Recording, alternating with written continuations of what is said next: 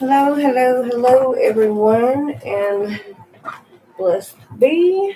Thank you guys for joining me again tonight. Um, where is um? Sorry, I should have did all this, but cleanse our little space as we are joining people in. No negativity and no bad energies. Like I did yesterday, we are going to do our affirmation, and if let me go ahead and say this if there's anybody already joining and you don't know who I am and you're wondering what I'm talking about. My name is Fran. I am on TikTok and on YouTube at the moment. Um, my YouTube is Midnight Magic 333, and my YouTube is or my TikTok is Midnight Magic 656. Um, this is the Electric Witches podcast. I'm going to try to stay consistent and do this every night. I have a problem with consistency at times. But last night it was the introduction. It wasn't that long. Tonight we're going to get into the basics. But again, before we start, we'll go with our affirmation.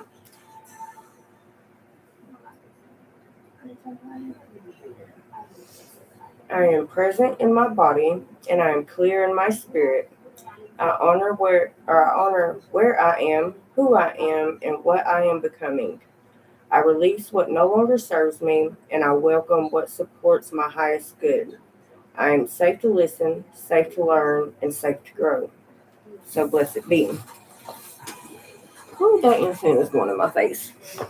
So, what we are going to start with tonight is, like I said, it is the basics of witchcraft, of the eclectic paths, but a lot of things with when you're coming into your spiritual journey or your spiritual path, um, you're confused. You're not sure if this is the path you want to take, or if maybe you want to go another path, or if this is even for you, or if it's just a hobby or something. And I want to say to my TikTokers, I apologize. I can't really see y'all's comments because I have a light shining in my face. So I will try to read them here and there, and I'm not ignoring y'all. But um, yeah. So this episode, which is episode 2, I'm very proud of myself. Pat on the back. The basics of witchcraft, paths, tools, and the pool. Um, like I said, I want to welcome y'all back. The ones that had joined me last night. And I promise once I get used to talking to the screen, I will quit getting tongue tied and squirrel moments. But it is kind of late. And me and my girlfriend went ghost hunting earlier. Yeah, we found some ghosty friends. It was real fun. I'll upload the video. Maybe. we kind of went into if you're from Knoxville, into the Old Gray Cemetery, which is a very supposed to be haunted cemetery around Knoxville, and we got some little crazy things, but at the end we started feeling this real negative and misery feeling is what I got. So we left. We seen our welcome was worn out. But anyways, I'm getting off topic. Again, I want to welcome y'all back to the Electric Witches podcast.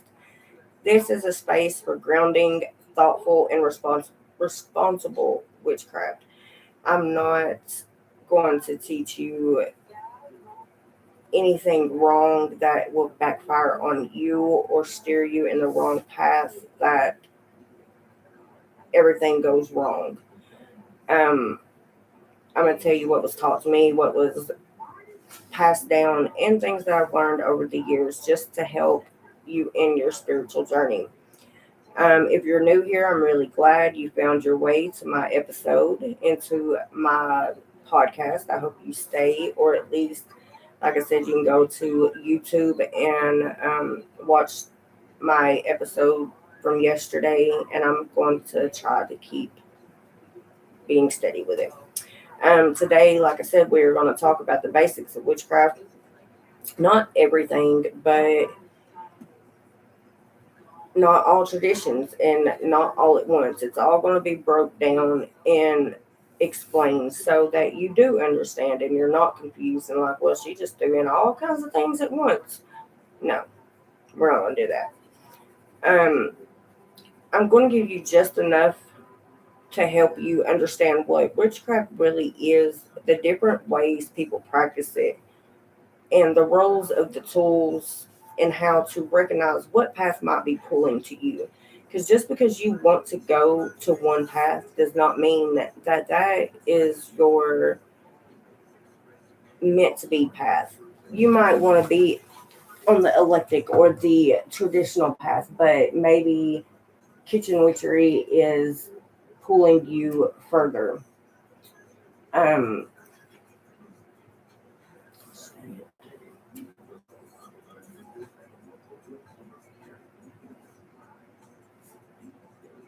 okay. Um, sorry, I'm still sick, y'all. Whew, it's a little hot, toasty in here. Um, Now, to get on into the episode, I'm gonna ask y'all a question, and you can write it, comment it in the comments, whatever. You don't have to comment. Just think to yourself: have you ever felt curious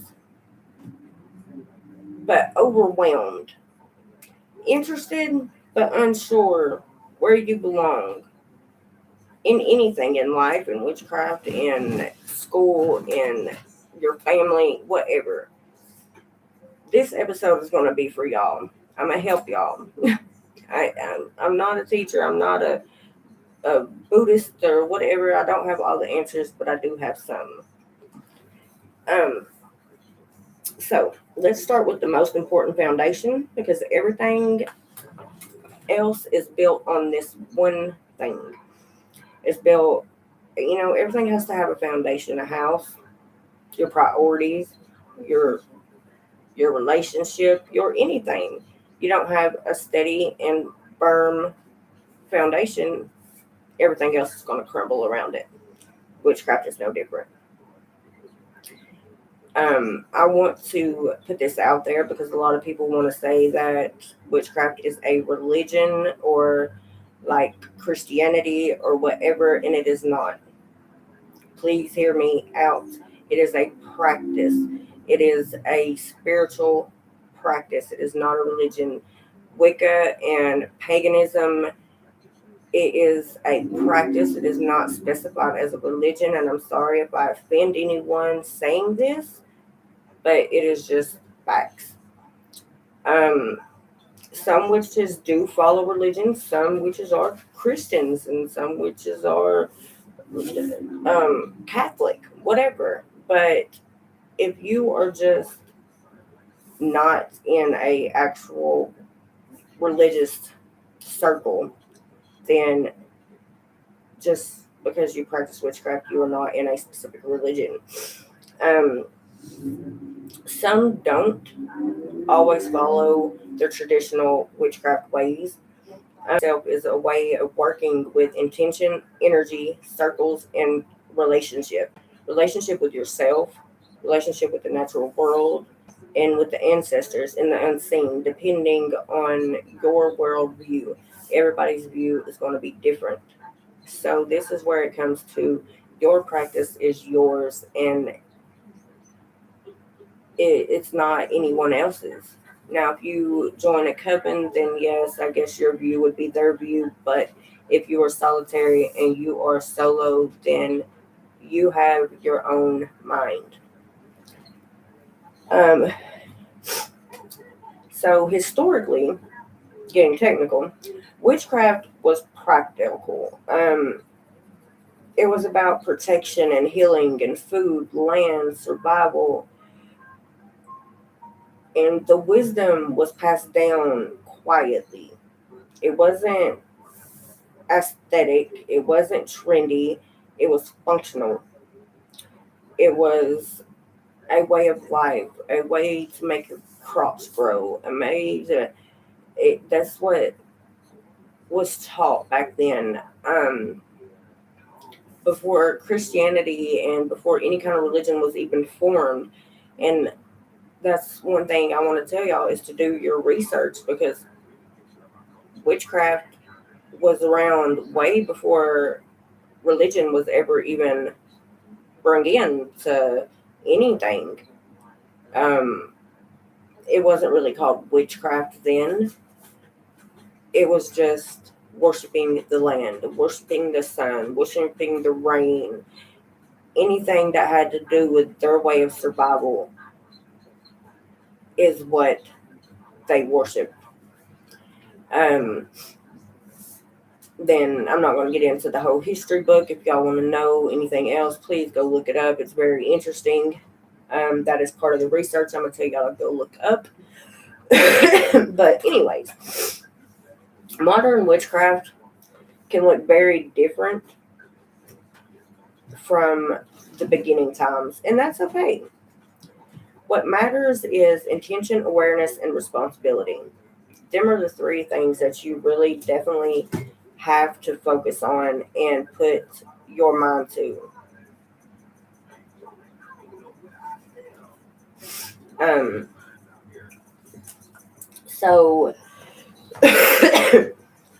um, you don't need to believe in everything. You need to believe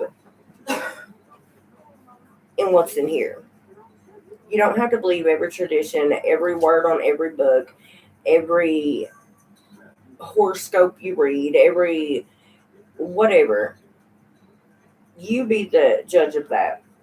And you don't need to know everything. You don't need a label on day one. You don't have to be a eclectic or a kitchen or you just need to be you. That's it. Witchcraft is slow. It is a slow, steady process. It is not something like the movie show and it's just like all of a sudden, boom, you're you're an advanced witch one day. No, it takes years and it takes time and it takes a lot of practice and trial and error to get where you even feel like you know halfway anything. I was raised around it and up in it, and like I explained yesterday, I have gifts that most people don't, and it still took me a very long time to get to where I felt like I was advanced. And I'm not even going to say expert because there's still things I'm learning and I don't know at 34 years old. And I'm still being taught, still reading, and oh, I didn't know that. Like so much things change, and so many things differ from the 1800s or the 1700s to now. So you don't have to know everything on your first date. Thank you, everyone, on my TikTok for joining. My name is Fran. This is the Electric Witches podcast. I thank you for joining, and I hope you stay and listen and gain a little knowledge on the subject. Witchcraft at its core is intentional. It's an intentional relationship. It's the thread that runs through every path, every bone, every breath, every ray of sun. It it's everything. And like I explained before, it was around before Christianity, before Catholic, before any kind of religion. It ran deep in the soil. And if it makes sense to you, then you're in the right place. If it don't, then keep swiping. Sorry, y'all. Um,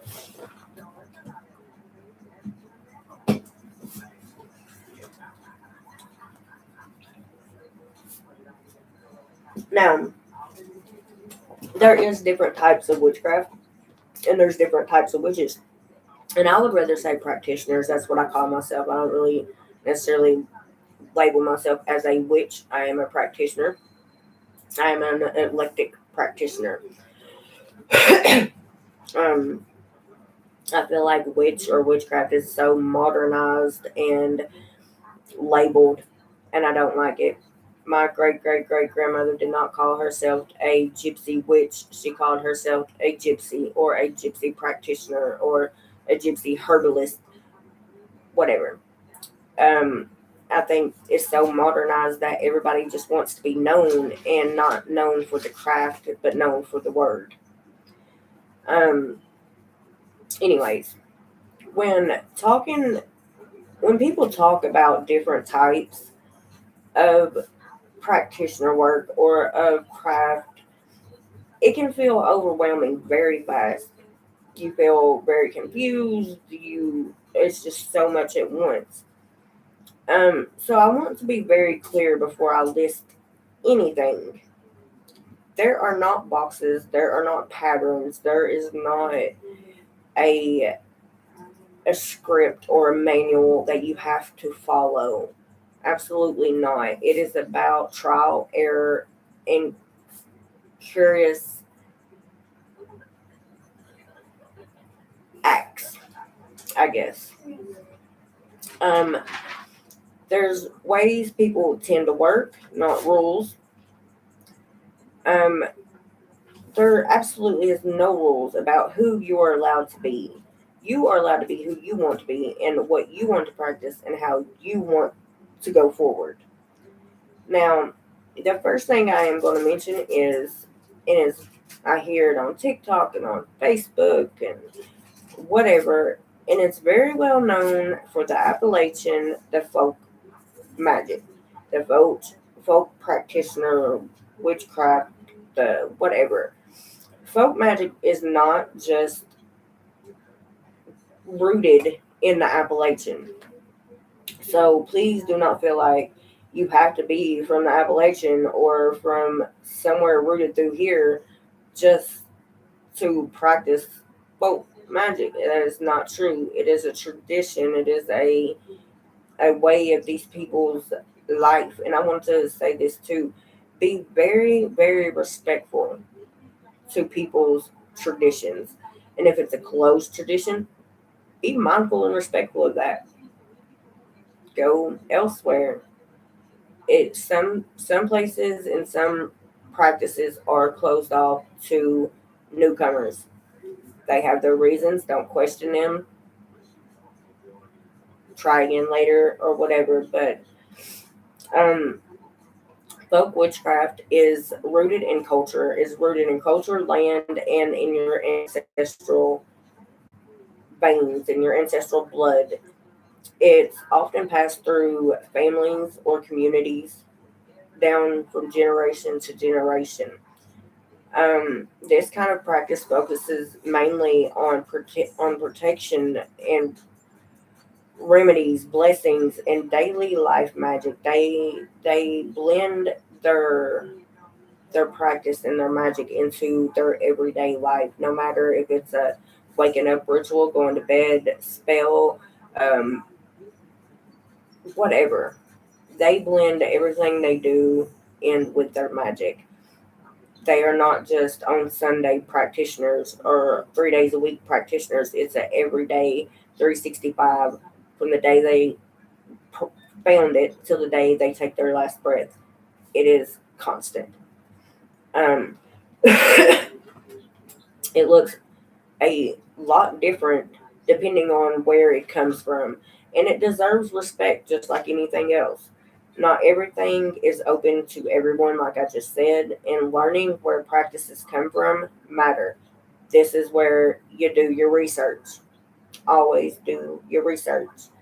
You can't say that you are something or you practice something if you don't even know the history or the era it came from. The next one and the more talked about or the more practiced is the green kitchen witchery. Um, it's centered more around the home and the plants, the herbs, the food, the seasons. You're in your kitchen. Um, this can look more like cooking with intention, working with herbal remedies, or tending a home as a sacred space. You're tending your garden. If you feel calm when you cook or you garden or you care for your living things, this path is usually for you. It is your familiar path. Um, I try to garden. I do not have a green thumb. I've killed just about every plant I've had, but I love enjoy it, and I enjoy doing it. But it does not enjoy me.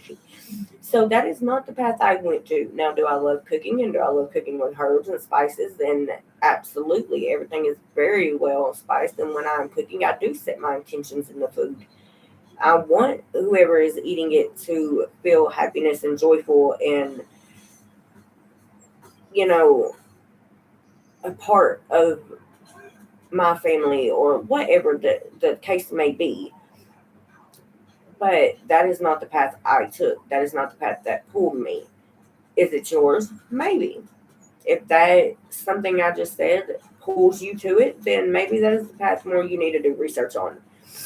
Um, the third and most well known is your hedge witch, or your hedge practitioner. They work at the edges, the space between worlds, between walking and dreaming, the seen and the unseen. They are the here and the there, and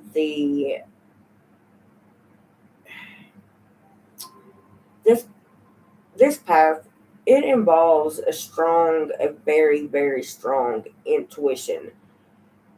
You enjoy your dream work, your spirit communications, and your deep inner journeys, like your astral projection and your um, out of body experiences. That is what the hedge witch is. It's about spiritual communication, your channeling, or your automatic writing.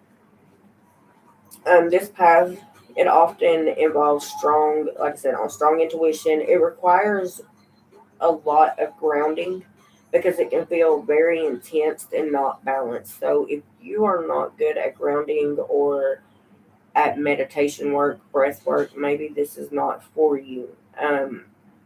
One thing about spirit work and projection and channeling, things of that sort, is you have to be grounded and you have to be in the here and the now, not somewhere lost in your head, because things will go so left and so bad, so wrong, so quick. And I'm speaking from experience. Um, so before you go thinking you just want to talk to your past loved ones or your ancestors, or maybe uh, your spouse or your brother or your sister or your mom, dad, whoever just passed, and you're wanting to channel them and you're wanting to automatic write or whatever, let me speak on this. Not everything that comes through is your past loved one. It does not have good intent. A lot of things that come through are mischievous. They lie and they will prey on your hurt and your sorrow. So before you get into hedge witchery, please, please, please do more research, practice more, and like I said, it is a very slow process. It is not something that you can just, okay, well, I read this today, but I'm going to do this tomorrow, and it's like two total different levels. You don't want to do that, I promise. Um, so you really, in any practice that you go through, you really need to learn your meditation and your grounding work. I would work with that first. Your breath work, your grounding, your meditation. You can find guided meditation, whatever. Um, the fourth one I'm gonna speak about is your ceremonial or your uh, ritual craft. It is based on using structure, your symbolism, and repeated forms. This can include plant magic, sacred geometry, high intentional ritual designs. Like you make the design, you make the ritual. A lot of sigils are used. Um, More ritual style instead of just spell style. The robes, the candles, the nature. Just do your research. That's what more ceremonial craft is. And I had someone message me yesterday in one of my TikTok lives, and I really wish that they would have joined today. I don't know if they have, but they commented that chaos magic has chose them, not they chose it. And a lot of things and a lot of practices, it does choose you. You don't choose it. Maybe you want something else, but that craft don't want you. This one does. You have to go with what pulls you to it. And on in this podcast, I'm going to talk about that more at the end. But chaos magic is experimental. It runs more on belief. It's a belief as a fool rather than a fixed truth. It emphasizes on flexibility, results, and adaptability. It still requires a lot, and let me say that again, a lot of responsibility and self awareness. This goes with the grounding and the meditation. Chaos work is more like banquet work. And again, if y'all joined me yesterday, I'm gonna say I do not like putting colors or labels on practitioner work, but there is the black, white, and the red. It's more on the black side, more on the hex and curse and voodoo and that side. Chaos magic is more of a anger based or revenge based ritual work. Again, do your research. And last but not least, and save the best for last, eclectic work. That is what I personally,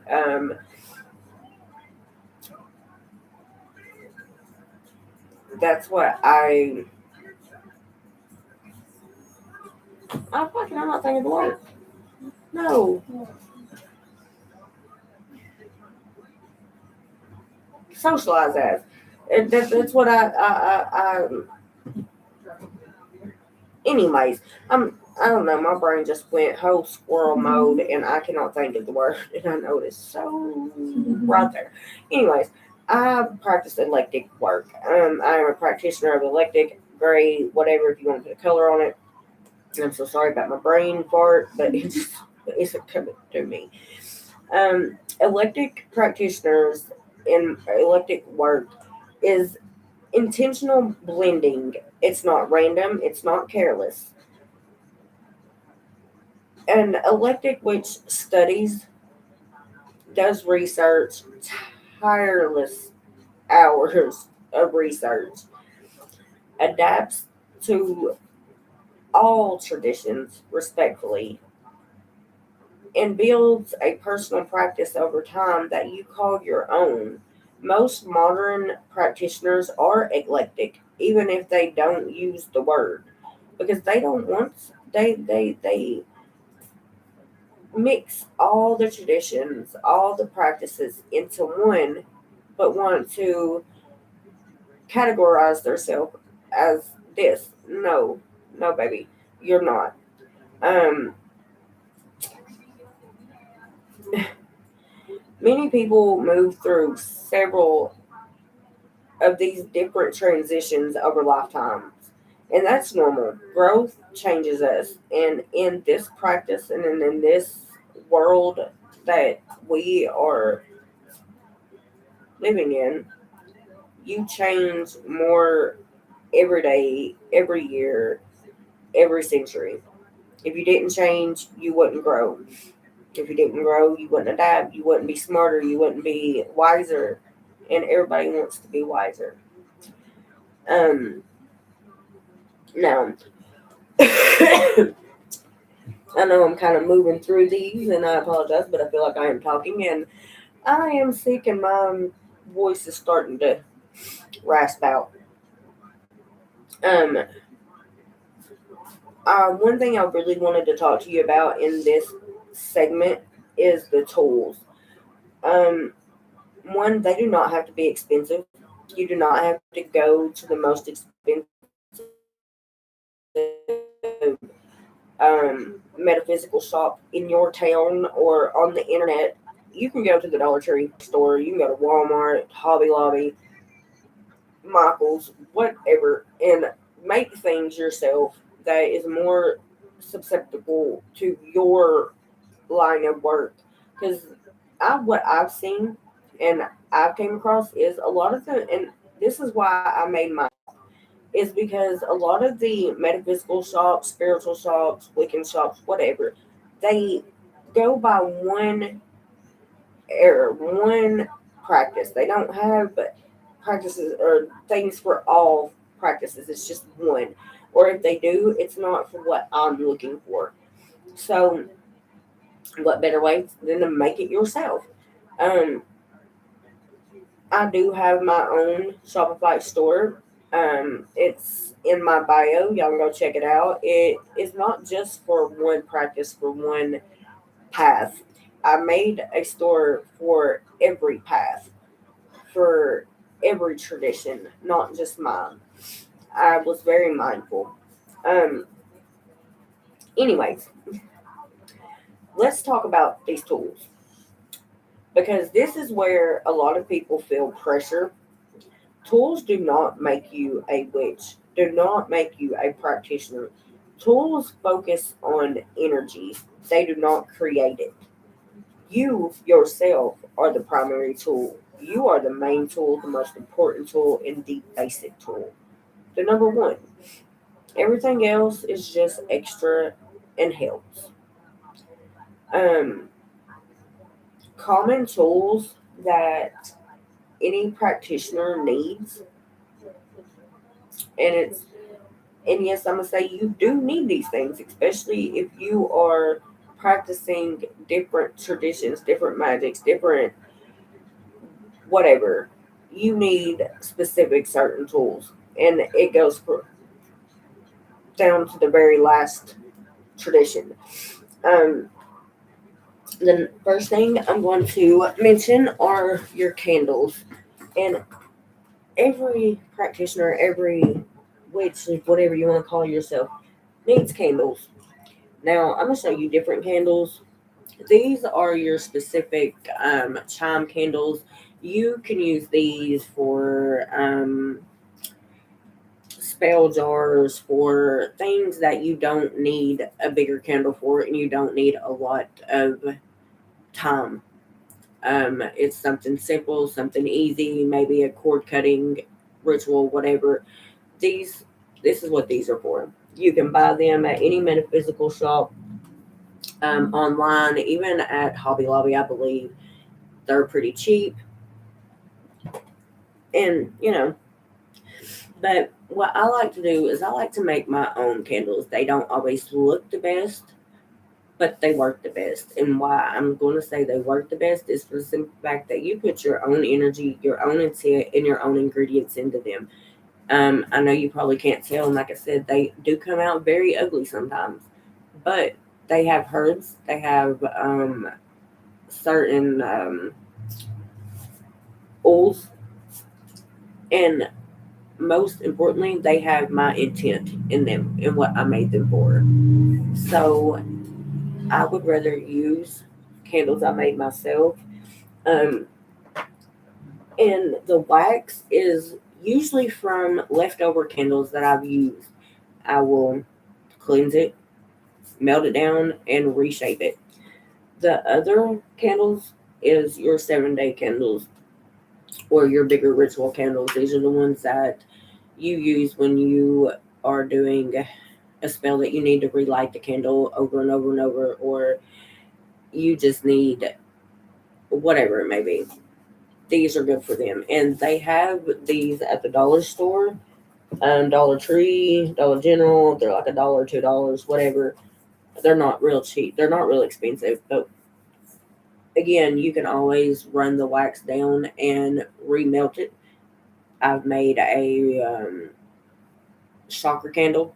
I made all kinds of different candles like that. And the last but not least is your tea light candles. These candles are for you need light in the room, simple, easy, maybe just a little spell, ritual, whatever. That's what these are for. You can add your herbs, your oils, whatever. Um, your candles are a main focus. They help you focus on your intent and your timing. Um, Candle magic is a whole thing in itself, and it spreads across every path. Your next thing is your herbs. Your herbs connect us to plants, allies, and physical grounding. They are they can be a main tool, but again, like I said, you are the main tool. But your herbs bring a lot. They have different meanings, different um, calls, and just because you don't have one thing, you can substitute. So don't think, oh, well, I'm out of wormwood. I can't do the spell now. No, yes, you can. Whatever you're using the wormwood for, go and look and do your research. Like I've said 10 times, 20 times through this whole podcast, do your research and find what other things can substitute for wormwood. And I have, and I wish my girlfriend would tell you, I have a whole drawer full of jars, of little jars, of boxes of different herbs, all labeled. And I'll get to looking for something and get so mad because I can't find it. And I have to look through every jar. But you know what? That's okay because I know I have it. And it comes in clutch when you need it. Um, your next thing is your crystals. Your crystals are symbolic anchors and energetic reminders. They come in all different shapes and forms. They are not just rough or polished. Um, and again, like I said, we learn things new every day, and things that you would think that I should already know because I am a more experienced practitioner. My girlfriend taught me. Um, the shapes and the sizes of the crystals mean just as much as the actual crystal itself. The wands, which this is an obsidian wand, has its own specific meaning. It is more for consecrating and um, grounding, whatever. Your palm stone is for meditation, to ground you even more, to hold in your hand when you need that help or that or that kick in the butt. You need some to hold your hand. Well, the palm stone is there. And you have your tumbled and your raw stones. Um, Again, do your research. They all mean something. You have sculptures, you have mushrooms, you have faces, you have whatever. There's all kinds of them. Um, and every crystal means something different, means a different reason, or like I'm attracted to obsidian. I always have. I've loved every kind of obsidian there is. Snowflake obsidian, regular obsidian, whatever. Obsidian is for protection, for grounding, for just being that all out bodyguard. And I've always loved it. So that is what a lot of my stones or my crystals are, and that's what I use a lot. But I also have a variety for money spells or wealth spells, success, whatever. I have a crystal for every specific situation. Next is your divination tools, like your tarot cards, your pendulums. They help us access insight and reflection. Do not help you tell the future. They do not help you learn how you're going to die or who you're going to marry or whatever. Life is a choice, and you choose what path you take. And the cards can say one thing one day, but you make a different choice, and they will change the next. So there are your regular tarot cards, like these. They do have beginner friendly ones, and I'm about to show you them that have the meanings on them. These are not. This is actually kind of a rare deck. I didn't even know it was until I got it home. These are oracle cards. These are not like regular tarot cards. They have, like tarot, they have their specific meanings, but instead of like cups or whatever, they have specific words or specific sayings. You ask your question, state your intent, and it gives you an answer. Now, the ones I was talking about that are beginner friendly are like these. You see, they have the sign, the element, the meaning, upright, reversed, whatever. That is your beginner friendly cards, and I would definitely go for them if I was just starting out. Then you have your spell cards. They have different spells, different rituals, whatever. If you're just starting, sorry, my hair's and everything, and you're just starting and you're wanting to learn, these are the best things to go to. I would choose one each day and see how that works. Keep a journal, keep a book, and record your process. And there's also pendulums. I should have brought mine over here. There's pendulums, there's scrying boards, there's Ouija boards, there's dowsing rods. There's multiple types of divination. There's water scrying, there's fire scrying. Like, I'm saying it again for the 37th time. Do your research. Maybe pendulum work is not for you. My girlfriend doesn't like it. Her hands shake too much. She's been drawn more to dowsing rods. I think they're okay, but I like the scrying board or the Ouija board more than I like pendulums or dowsing. Everybody has their own thing.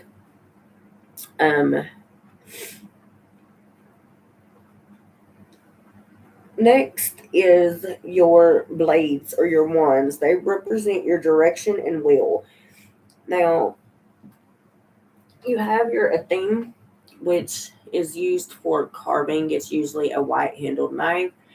You use to carve your candles or make your circle, whatever. Or you can use your wand, which I made my own. Again, it takes nothing. I got a stick from outside that called me to it, and I made it myself. It's not completely done yet. I'm going to sing that because I need to finish it. But your wand. Your wand is for, again, your directing your energy. It isn't like Harry Potter, hocus pocus, boom, it happens. No. But the wand is to direct your energy, your intention, your pathway. It's for that. Last but not least, your journals, your grimoires, your shadow books, just to keep record of your workings and your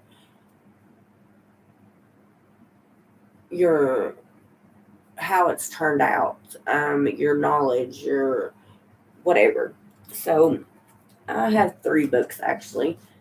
This is my ritual and spells book. This is what I'm doing my shadow work in at the moment. It also keeps specific rituals or spells that I have done or want to do and the outcome of them. This is my shadow work journal. This is what I keep all my when I do my cards or any kind of spiritual work, whatever, I document it in here and the result or the outcome of the situation. And then I have my grimoire. It was a book, now it's a binder. And reason why is because now you're never supposed to show anybody the inside of your grimoire, which I am not, but I am going to show you. There's so much to put in there. Like, and I'm not done. Like, this is just knowledge documented, and this is just from going from one book to another. I don't even have half of what I had in the other book in this one, and it's just because I've got lazy. And I want to make it more easier to follow and know where everything's at, because my last one I had just things here and there, and I'd have to go searching, and it'd take me all day. And I say that was last but not least, but really the last and the most important is you yourself. You are the most important tool. Your body, your breath, and your awareness is always going to be available. When you don't have any of them tools, you will always have you, unless you've lost you.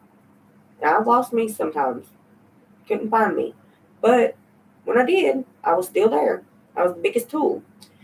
So work on your breath work and your meditation and your grounding, your focus. You have to be able to focus. Like I said, you do not need all these tools. You don't even need most of them, but they are good to have if you are more of a hands-on, physical type person. A sincere practice with very few tools is far stronger than a cluttered one with no intention. So let that sink in. Now, the last thing I'm going to talk about in this whole section of this podcast, and I know y'all are probably getting tired of me rambling and ready for me to be quiet, is the pull of the craft. Let's talk about something quieter but very important. The pull is not an obsession. It is not a fear. It is not aesthetic attraction. A true pull is steady. It returns again and again. It makes you curious and excited, but not frantic. You may notice you keep coming back to certain themes or ancestors, certain herbs, dreams, patterns, protections, a certain part of the land or a certain part of your home. And the pool just feels so phenomenal and so level and grounding, and you just feel peaceful.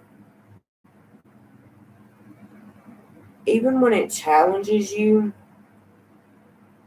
it still feels peaceful. It chooses you. You don't necessarily choose it. You notice it. Like I said, your craft will draw you, will pull you to it. It's okay to explore without committing to just one. Curiosity is part of the path, period.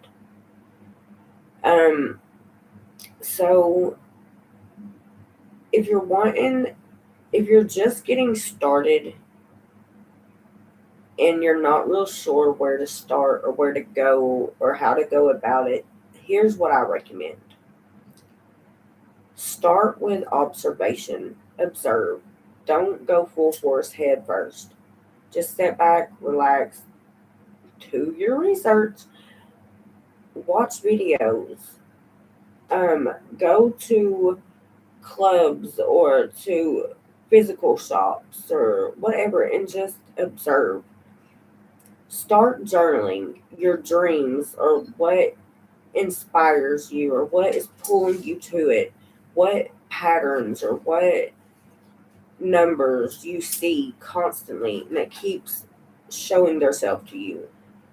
Start grounding and documenting it. 5 minutes, 10 minutes, 15 minutes. Focus. Learn one thing deeply instead of many things quickly. Pay attention to how the practices affect you. Does it make you anxious or does it calm you? Does it make you angry or does it give you joy? Respect your respect the boundaries of nature, of the universe, of the energy, especially around, and I'm going to say this, closed traditions. A lot, like I said in the beginning, a lot of traditions do not open warmly to newcomers. So don't make your way in. Slow practices build very strong roots. So, if this episode left you with more questions than answers, that's okay. Curiosity is not a flaw, it's an opening. It's an opening for everyone. It just means you want to come back and learn more. The craft is not about becoming someone else, it is about remembering who you are yourself and not who you have become in this modernized world. In our next episode, I'm going to talk about building a practice with little to no tools, how to stay grounded as you grow, and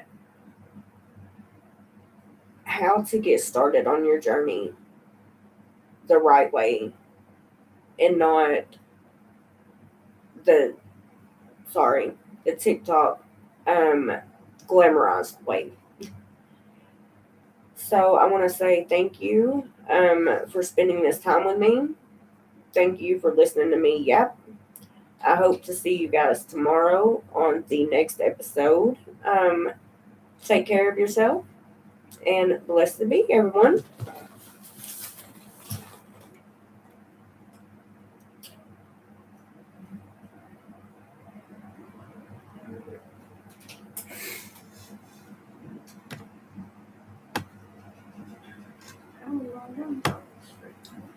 Huh?